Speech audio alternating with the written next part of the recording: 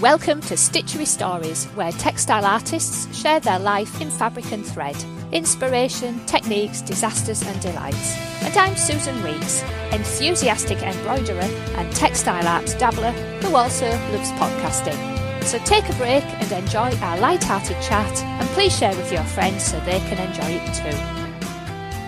Hello and welcome today to our lovely guest, Eva Kittock.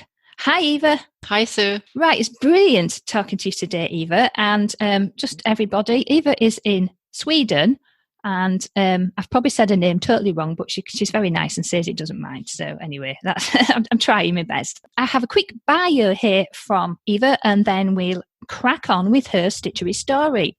So Eva is a Swedish textile artist who is working with hand embroidery, machine embroidery, and applique.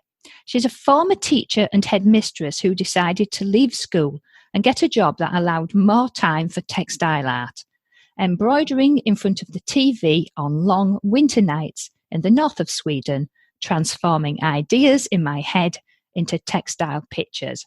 Right, I love that idea. There's two things that made me smile there. First of all, the idea of escaping your job and getting one that gives you more time to do textile art. And I can hear everybody going, yay, in the background. And the idea of transforming ideas from your head into textile pictures. So that I thought that was a lovely phrase there, Eva. Thank you so much for that. You're welcome. Right. Oh, and I'll give you Eva's links before I forget. Right. So we've got Eva's website is evakittock.com, and her Instagram is at KittockEva, just to confuse us all. And her email is evakittock@gmail.com. So, of course, as usual, all of those links will be in Eva's episode on stitcherystories.com, as well as some of her lovely images. So right now, before we get started and dig into your stitchery story, would you like to share with us what you're working on and what's got you excited? Well, thanks, Sue. At the moment, I'm working on some CD covers, pictures of CD covers that I embroider, existing CD covers. But that's not really what's getting me excited at the moment, because I really, generally, I like to try new ideas. That really gets me excited. Yeah. So I've started taking up wool embroidery last year. Yeah. And I really, really love it because you can use a lot of sequins and beads and a lot of bright colors. I really love that. But I haven't really figured out how to make other things than pillowcases. So I'm sort of thinking about that. That's an ongoing process in my head, and I think I might come up with some ideas. But until then I'm just working on CD covers. They're nice to do, but they don't really get me that excited anymore. Oh, well, do you know what? I really like those CD covers. And I went and had a nosy on your website as well. And there's quite a few, isn't there? And the ones that Eva shared with us is just that classic, and of course I'm showing my age here, but that classic U2 War album cover with that gorgeous boy. And that was one of my favourite albums of all time. That I was a mad U2 fan that was obviously when I was at school. And the George Michael one is brilliant. They're really nice what you've done. I think they're excellent though. So so I was interested to see some of the other classic ones. So are these, do you pick ones out of your collection that you really like? Well, the funny thing is that I'm not really that much into music myself. So that's why I've picked the classical ones, because I don't know too much about music. I'm a fan of The Cure, but their CD covers, they don't really embroider well. They're a lot blurred, and I've done one of them, but I'm still trying to figure out how to do my favorite Cure covers in a nice embroidered way, but I haven't really figured that out yet. Yeah, no, I know what you mean. Yeah, I'm making classical ones in the meantime. Yeah, I have to say I love The Cure as well, but yeah, embroidering those covers would be an absolute challenge, I think, definitely. They are just kind of blurry, blobby kind of things, aren't they? Yes, they are. Right. Oh, so that's quite interesting, really. Then, so you're embroidering these CD covers and not a great fan of music. Excellent. Yeah, exactly. Everyone thinks I love music, but I listen to very little music, really. And I have to say, your applique portraits as well. I love that. So is that, I have to say, the one I've picked for your episode artwork is the girl. Is that your daughter then? It is, yeah. It is my daughter, one of my daughters. Yes. Yeah. And in fact, actually, looking at a picture of you, I was thinking, is that you as a teenager, or really? Is that? Yeah. I could see the similarity between the image that you've created of your daughter and your photo. Thanks. That makes me really happy in a lot of ways, because I've got 3 children and none of them look that much like me, really. The one in that applique is the one that probably has some of my features, very few of my features, but she's the one that looks most like me. Yeah, it's just there was obviously something about the angle of the head, or I don't know, but I just thought I actually thought it was you as a teenager first of all, and then I thought, no, it must be your daughter. So, yes, great. Yeah. I'll tell her that. She'll be less pleased, of course, but. So will she be even less pleased that she's now going to be spread around the world? Because I won't tell her that, just in case. Oh, but I really liked that, and what I loved about that was your use of light. Yeah, I thought that came out really well. That just I think people are incredibly difficult. Yeah, but when I do those appliques, I choose pictures that has a lot of light and shadow in them, because otherwise it's not worth making them. I think that's what sort of creates depth in the picture. Yes, very much so. So yeah, I really like those. So anyway, everybody, if you go and look at Eva's website, then down on the left-hand side, it's in Swedish, but you can work out what they are, and you can look at CD covers, and you can look at some of the applique pictures and things. So go and have a poke around on there as well. So very nice. So wool embroidery. So what sort of wool embroidery are you talking about then, Eva?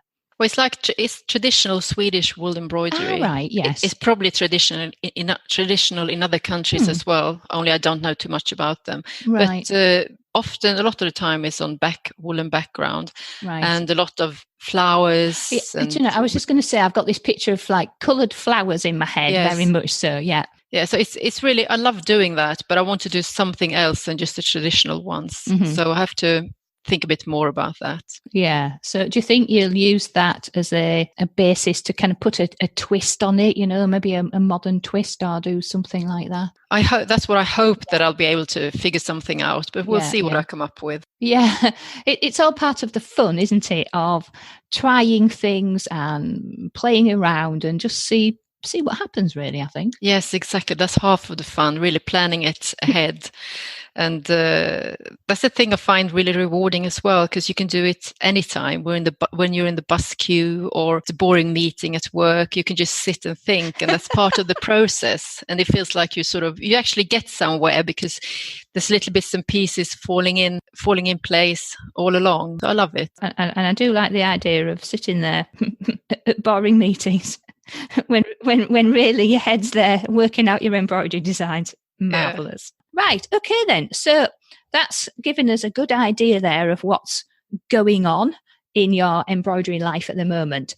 But how did you first get interested in embroidery and textile art, Eva? Actually, I was doing it a lot. I've always had sort of restless hands. I don't want to sit idle. I want to have something to do. I guess a lot of people feel like that. Yes. And during my teenage years, me and my sister, we used to embroider a lot. I don't know why we sort of started doing it, and we did it at home. We were sitting like two spinsters embroidering towels and kitchen towels and pillowcases and tablecloths, because it was fun. And I mean, even then it was very old-fashioned doing it, although I'm not that young anymore, but even when I was young, it was really old-fashioned. Yeah. And then when I got my first home, I realized I didn't want to use any of those things. Yeah. So I sort of stopped doing it. And then after a while, it's really because I found Instagram and Pinterest to start with. And I saw that other people, that you can use this in doing other things. And that's really what inspired me to try to do other things than the traditional one. Yeah. Well, you have to say that Pinterest is a bit of a gateway drug, isn't it, really? It is, really. I sort of found out that you can embroider on a totally new level. Yeah, there's all sorts of things that people have embroidered on, and the subjects as well. I think it's infinite, and as you say, now we've got Instagram as well, and we're all kind of scrolling around through there. It's just like, wow. Yeah, and it really was like a revelation to me because. Yeah. As you said, I live in the north of Sweden, and it's not that much around here in the way of textile art. I mean, there is, but the world is a lot bigger when you can use the internet as well. So you get a lot more influences. Yes, very much so. Right. Okay. So you've always been interested, and then you had that bit of an idea, think, well, I don't want to do tablecloths and things anymore. So then you put it aside. So Pinterest and Instagram kind of got you going again. What made you therefore decide that you wanted to spend more time doing it and less time being a teacher and headmistress? What happened there? Well, there's lots of things. I really felt, because my kids were getting a bit older. Yeah. You know, they were not babies anymore. Yeah. So that gave me a bit more time. And also I'm getting older, and I'm thinking, because I had my children rather late. I had my first child when I was 34 and my last when I was 42. Yeah. Oh, like me. Well, I've only got one. I was 39 when I had him. So yeah, I know what you mean. Older mums. Yeah. Yeah. And then I thought, I really need to think about what I want to do with my life. Yeah. And teaching and also being a headmistress, it required a lot of my spare time. First, when I was a teacher, I had to sit and correct things and plan ahead. And when I was a headmistress, there were a lot of people calling me. I sort of thought, what do I really want to do? And I sat down and I came to the conclusion that I want to have a job where I leave my job and I don't have to do anything work related once I left my job. So I think really then it was almost a combination of like three things there. The idea that actually you want to spend some time for yourself now your children are getting older. The kind of work situation, after a while, you just think, I just can't bear doing this anymore. I want less hassle. And then the renewed interest in embroidery, I guess, all came together. It did, yes. I suppose you could call it a midlife crisis, perhaps, as well. Well, I'm sure there's lots of people sitting here listening and nodding. As I was just chatting with Eva before we started, I've lost count of the number of previous guests on Stitchery Stories who have a similar story of even being teachers. We've had a number of being headmistresses, a number have been teachers and senior teachers who've all kind of got to that point of, do you know what? Life's too short. I want to do something for myself. I want to do more with my textile art. And people have either done what you've chose to do, either to have a job where you're not getting hassled after hours and you can just switch off and carry on with doing textile art in your kind of spare time, and others who've decided that they want to launch a business around their interest in their previous hobby. So I'm sure you are not alone in this midlife crisis where creativity has been to the fore, and you've taken that brave leap of saying, do you know what, it's my time now. So hats off to you for doing that. Thanks. Thank you. Now, you were talking there about sitting with your sister when you were teenagers, embroidering pillowcases and so on.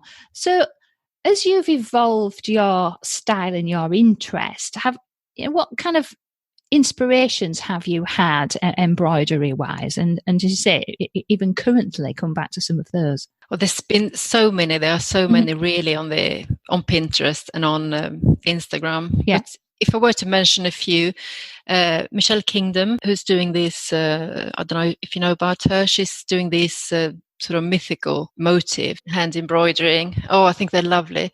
So Michelle Kingdom, Casey Savalia. Oh yes, she does the most fabulous portraits, doesn't she? Yes, really, really fantastic. Yeah. Also Julie Salotte in France, who's doing very colourful pictures, getting a lot of colours into there.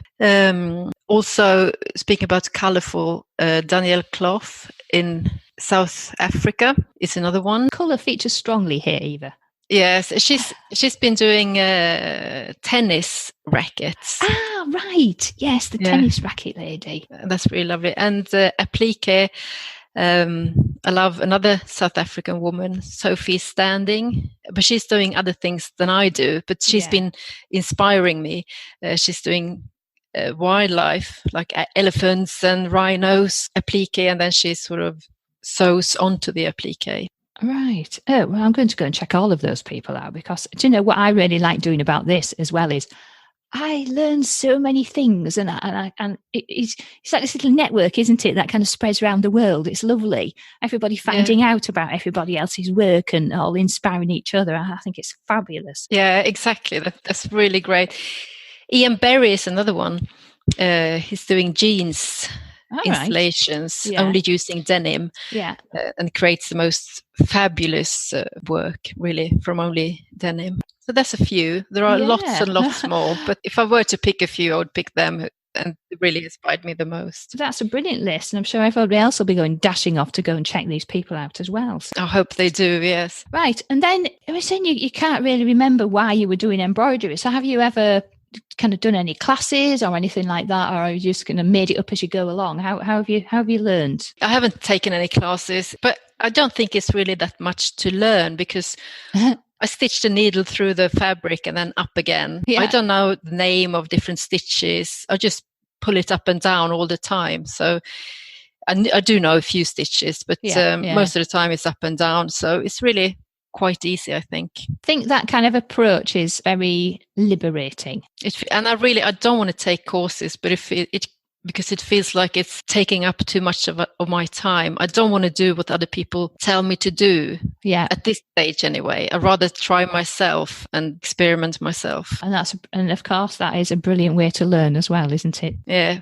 Once my children have moved out, I'm sure I'm going to take classes. I find that very rewarding. But at this time, I really have to sort of economize with my time. That's a very, very important point. We can go rushing off too much, I think, trying to find the holy grail of what it is that we're looking for, when really what we need to do is just stay where we are and just practice and try and experiment and fail and succeed. And that's how we develop our own skills, isn't it? And our own technique. Yeah, I really like that. So techniques there. Now, I've seen quite a few of your pieces, and you've got a mixture, haven't you? You've got the hand embroidery, you've got some machine embroidery pieces, and then, of course, the applique side of things. So is there any of those where you're kind of like your favourite, or ones that you don't really want to do anymore? Yes, it's really, I think the mix is quite good, because you can change, do applique for a while, and then I get tired of that and I do hand embroidery. But one that I always come back to is hand embroidery. Yeah. I really, really like that. It's slow, but it's satisfying in a way. It's satisfying to watch as the embroidery grows, and you can just relax and sit back and do it. When you use the sewing machine, because I don't have like a studio, I have my kitchen as my studio, and when we have to eat dinner, I have to put everything away. So the hand embroidery is really easy. You can pick it up and make a few stitches and then put it down again. So the other applique and machine embroidery, I feel, it's a bit more hassle. It's a bit more of a hassle to start doing it. Yeah, do you know, I find exactly the same. At one point, a long time ago, I had a big house, and I had this fantastic room that was my sewing room, and it was brilliant. And I didn't have a child, and do what I want. And now where I am, I need an office, and I'm already kind of in the conservatory, which is not perfect, is it? It's either too cold or too hot. So, so the sewing machine doesn't come out very often for that very, very same reason. Yeah, I can understand that. It's actually, mine is always out. It's on the kitchen couch, so it's not on the table, but still, it is. Creates, a lot of people get annoyed. A lot of people in my family gets annoyed with it being there, so I have to stow it away from time to time. Well, mine's. I think what I find now is I get it out, and then I'm so rusty it takes me then ages to get back into the swing of trying to do any machine embroidery. And then I just think, oh, put it away again, Susan. Get the hand stuff out. It is easier to just throw it in a bag, isn't it, really? And get on with it. Fabulous. So what would you say then, Eva, has been the high point of your textile art and embroidery journey so far? Well, that's quite easy because first of all, when I finished as a teacher and headmistress, I also found that I had time to send in application for juried shows and exhibitions, and I hadn't done that before, and it was really exciting, and I was so excited when I got accepted to the first show, and then I've been accepted to quite a few, which is really, really nice. But then in 2018, I was accepted to the sort of biggest art show in Sweden. It's for everyone can apply, but mostly I think it's amateurs, and it sort of kicks off the whole art year in Sweden, in Stockholm. And a lot of people are applying each year, and it's like very prestigious. So I was accepted for that in 2018, and I was really, really over the moon. I was so happy with it. I'm not surprised. That's just fantastic, isn't it? And is that general art? All styles of art? Yes, it is general. And then I was accepted again in 2019, and I was really happy that time as well. So it's like two high points, really. And the second time I was accepted, you can apply with 5 works, and the second time I was accepted with all 5. So it was really great.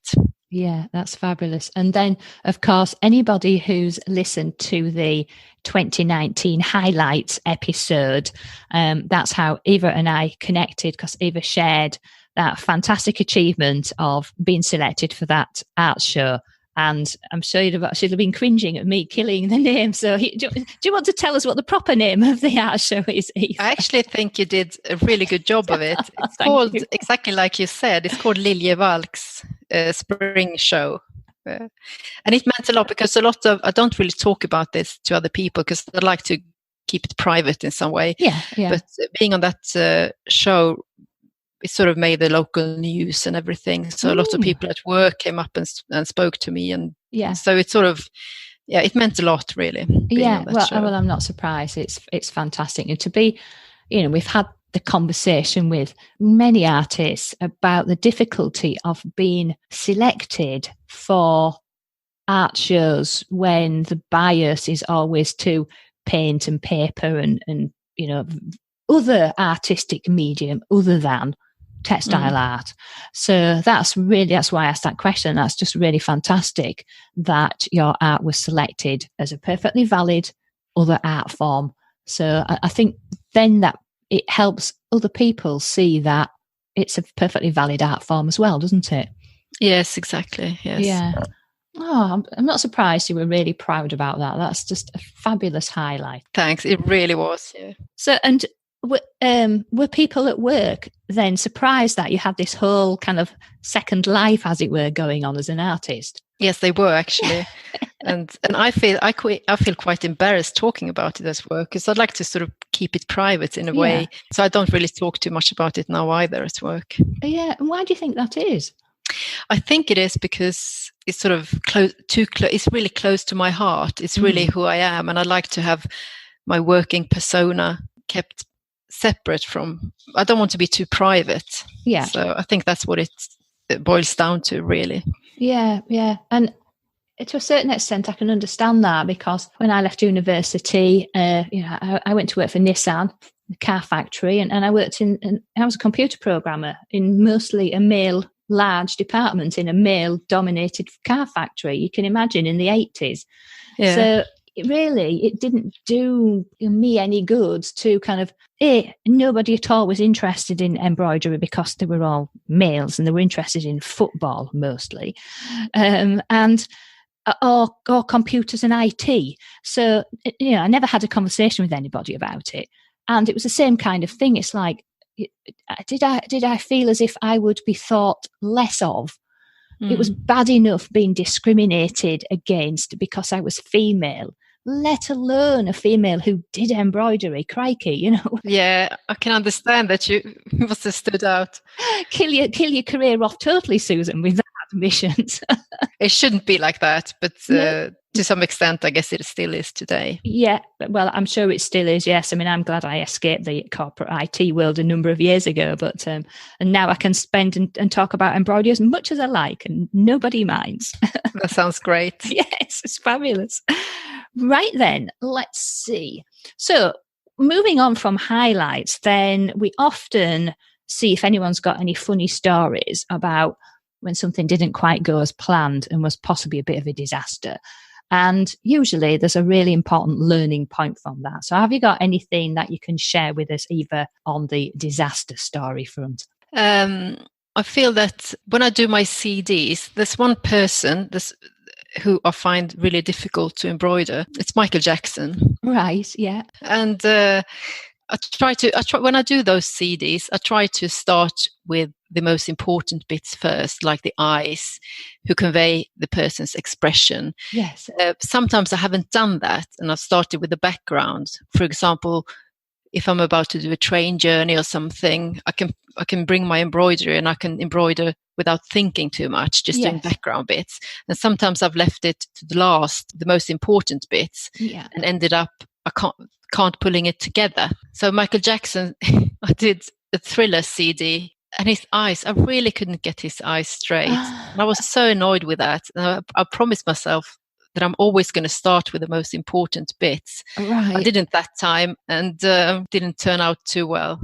It went okay in the end. Yeah. But that's sort of the lesson that I had even before. Always start with the most important bits, but sometimes I don't, and it gets me really angry. And I've actually started another Michael Jackson, Bad. Yeah. Because I thought I need to do Michael Jackson the way I want to. But for some reason, his mouth this time turned out really strange. So now it's okay, but it's not the way I want it. So now I thought I'm not doing Michael Jackson again. So that's my biggest lesson, never to embroider Michael Jackson. Oh dear. And he had such gorgeous eyes as well. Yeah. And then of course his mouth got all a bit funny, didn't it, with all his surgeries and things. But we can blame it on that he's difficult to embroider because he's changed his face. But I don't think that's where it lies. So eyes. Now I was speaking to somebody else, and they who do portraits, and they were saying they always start with the eyes, because then when the eyes exist, like the person exists. Yeah. The whole thing is sort of brought to life to get the eyes. Yeah. Before when you haven't got the eyes, it's like it's dead, but then it comes to life, either in a good way or in a sort of weird way. So I can totally see what you mean as well by doing the background first, because then I guess you're kind of trying to home in and leaving a space for. Yeah, I can see that being difficult. But do you know what? We also sometimes we set off and we think, now I know I shouldn't be doing this, and the last time I did it, it didn't work. But then there's we can come up with a reason, can't we? Think, but, and come up with a reason why we're going to just repeat history again and not start the way we know we should do. And then at the end, don't we just think, why did I do that again? Yes, exactly. That's exactly how it works sometimes. Yeah, but then again, we're human beings, and that's how we work. We don't really learn from our mistakes. We just have to accept that. I know. Sadly, that's true. That's really, really true. Definitely. Now then, we often have quite some hilarious unfinished objects. So have you got any of those dreaded UFOs lurking about in cupboards or bags or anything like that, Eva, that you might share with us? And do you think you'll ever finish it? I've got one. It's an apple tree that I started to make 2 or 3 years ago, and it looked absolutely horrendous. So it's bundled up in my basement somewhere, but I'm still thinking about it. And the way it is now, I'm going to throw it away, but I might use the idea, and I'm thinking I might use something. It might be something if I use wool embroidery. So the idea is still alive. And the actual UFO is also alive, but it won't be for much longer because I am going to throw it away. So we'll see if if anything happens out of that. Actually, I had one that I started on about 5-6 years ago. Yeah. And it was quite a big one. It was like Swedish political leaders. Right. And it showed the evolution backwards, like from from man to monkey, the traditional evolutionary picture. Yeah, starting from a politician and going backwards. Yeah, exactly. So that the most recent politician was the most monkey-like. And it was quite big. And I was hesitant and thinking, is this going to work or not? And it was lying around for years. And eventually I finished it. And that was one of the pieces that was accepted to this big show I was talking about earlier on. And that sort of made me really happy. And I started thinking, all right, don't give up an idea if you think it's good. But you can leave it for a few years and it might turn out good in the end. So I haven't given up on the apple tree, but we'll see what I make of it. Well, lots of people, of course, would say, well, can you cut it up or do not start again, but can you use bits of it or turn it the other way? Or, there's lots of people would ask those kind of questions, wouldn't they? Yeah, that's an idea as well, to use bits of it. Why did you think it was, I think you described it as horrendous. It just looked ugly. I don't know what it was about it. The actual tree didn't look like a tree. And it looked like something a 5-year-old child would have made. And that could be good, but I mean, this clearly wasn't. It was just horrible. Yeah, I think it sounds like it needs cutting up then, doesn't it, really? It does. It does, really. Yeah, and it can live to fight another day as something else. I picked it up, actually, because when I was thinking through what I was going to say, I was thinking, do I have a UFO? And I went down to the basement and had a look at it, and it looked even worse than I remembered. So that's when I decided it's not gonna come to life in the way it is now. It's doomed to die. It is. Right, and then we normally look at the ever-going challenge of organising our creative time. So now you've made a big point there about kind of realigning your career into something where when you shut that office door, you're done until the next time you go in your office. And then other than that, you've got your family and your making time. So is there any particular structure to how you organise your creative time, Eva, that you'd like to share with us? Really, I just take every opportunity. When dinner is cooking, I might pick up my embroidery, sit for 10 minutes. So I find that the most efficient way is just picking my embroidery, and then it's hand embroidery, picking it up every time I have a few spare minutes. So I just take every minute I can. Yeah. And because it's hand embroidery, I find that you can do it quite easily. Yeah. You can pick it up and then put it down again. Yeah. So, and I find that you get a lot done if you take 10 minutes here, 10 minutes there, instead of waiting till you have 2 hours with nothing to do. That is absolutely crucial, I think. It's that making the most of your time, because although we think, 10 minutes, it's not worth doing anything, if we do that 6 times, there's an hour gone. So it is making the most of our time. I have to admire your cooking skills, however. If you can cook and embroider at the same time, I know what my food would turn out like. Well, I get distracted because my office is next to the kitchen, so I do the same, but I'll just check that email, or I'll just do this, and then it's like, don't, and I have to go rushing back into the kitchen because I forgot. We have to do it when everything's in the oven and cooking itself. You can't do it when you're frying things on the cooker. But also at the end of each day, I take a picture of what I've done. Yeah. And when I look back in my mobile, you can also see that things has happened. That's all right. Yeah. You can see the progress very clearly. And I find that sort of encouraging to do that.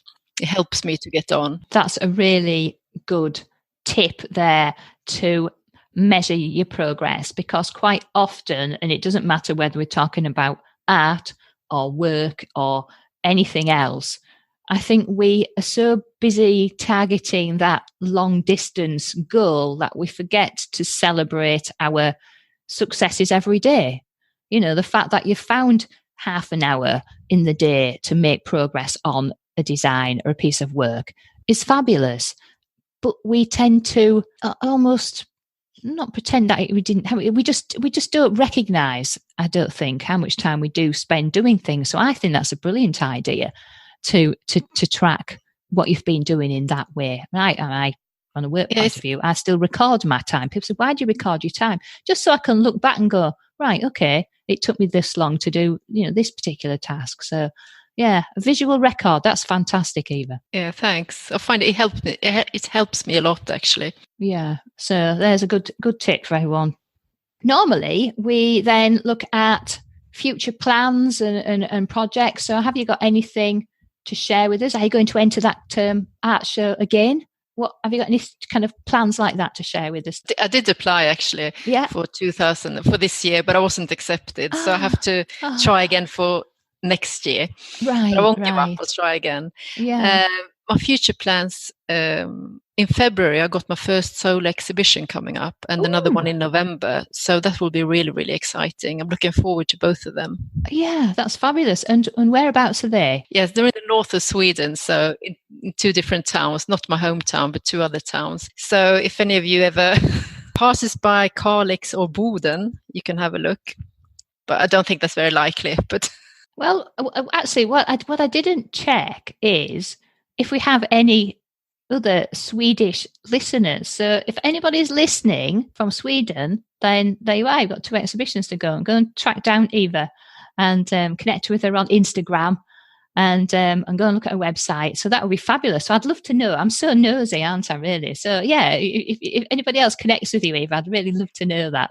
I will let you know. I would be really pleased as well. Yeah. I think it's quite unlikely because even for being in Sweden, people think we're in a quite remote area. Yeah. Most of the people live down south. Yeah.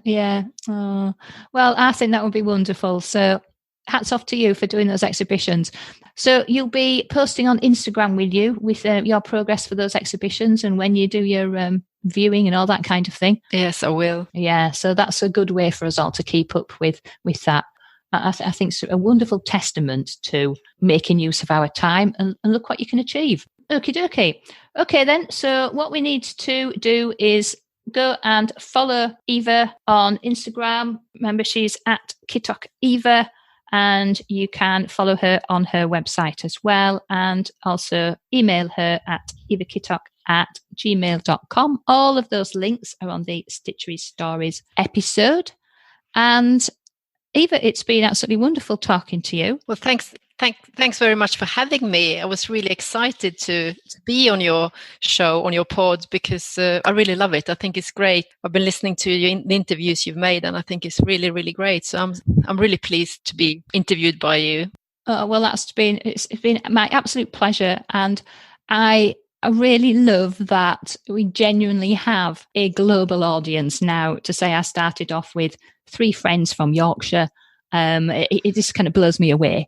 And I will just say that over the weekend, I spotted that we'd gone over the 100,000 downloads since I launched. So for me, that is just an amazing milestone. So thank you to everybody for downloading and listening. And, some of the famous podcasts, they get that for every episode, but I'm not a famous person and textile art's a small niche. So everyone, thank you for listening, and we'll keep on going. So it's really nice, Eva, that you are guest number 80 and we've hit 100,000 downloads. Oh, congratulations on that. That's really fabulous. Yeah, it's a really great start to 2020. I'm really over the moon about that. So thank you for contributing to my global audience and adding a lot of interest through being my guest. And it's just been wonderful speaking to you. Thank you. Cheers, Eva. Thanks. Bye. Really nice chatting to you. Cheers. Bye. If you enjoyed this episode and want to hear more, then please join the Stitchery Stories fan club so you can get an email when a new episode is released. It's a quick and easy way of listening and of keeping up with any news and information around this podcast. Please visit stitcherystories.com. Of course, you can listen to Stitchery Stories on plenty of podcast apps at Apple Podcasts, Google Podcasts, Spotify, and plenty more besides. You can also ask your smart speaker to play Stitchery Stories podcast too. But wherever you listen, why not leave us a rating and a review to encourage other people to listen too? I very much appreciate you taking the time to do that for me. So that is the end of our Stitchery story for today. Keep stitching, keep smiling, and keep creating your very own Stitchery Stories.